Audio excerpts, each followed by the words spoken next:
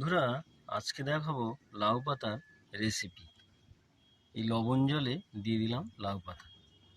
লাউ পাতা লবণ জলে দিয়ে কিছুক্ষণ ডুবিয়ে রাখলে অনেকটা জীবাণুমুক্ত হয়ে যায়।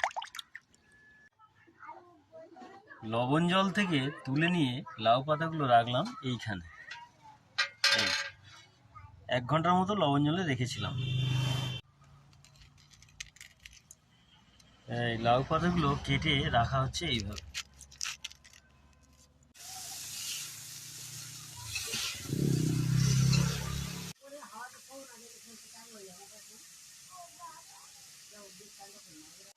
একটা বড় পেঁয়াজ, 4 কোয়া রসুন আর একটা লঙ্কা, এইগুলোকে ভেজে নেওয়া হচ্ছে।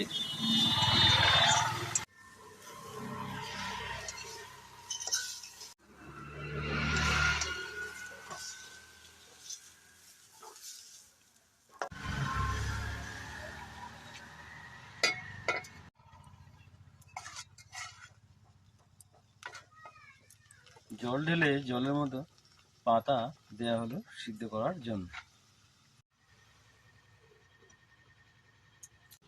সিদ্ধ হয়ে লাউ পাতা এই অবস্থায় দাঁড়ানো।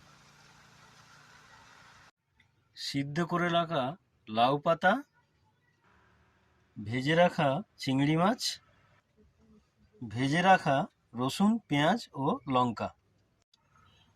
এইবার সব মিক্সারে ঢালবো এক এক করে।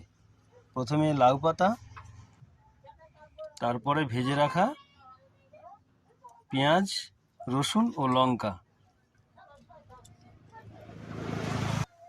এবার দেব চিংড়ি মাছ ভেজে রাখা।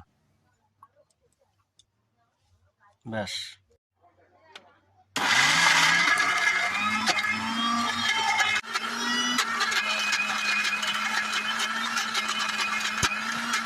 তৈরি হয়ে গেল লাউ পাতা চিংড়ির ভর্তা।